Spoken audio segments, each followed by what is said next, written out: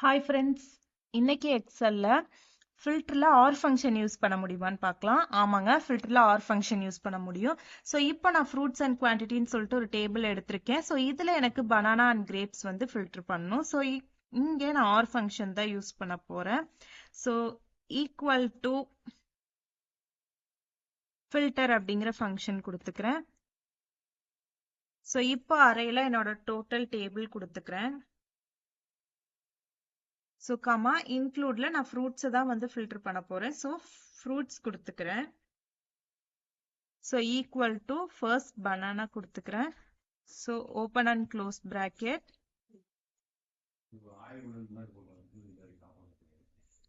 So இப்போ இங்க R function enable பண்றதுக்கு பிளஸ் சிம்பிள் கொடுத்தோம் அப்படின்னா ஆட்டோமேட்டிக்கா ஆர் சிம்பிள் வந்து எனேபிள் ஆயிடும்.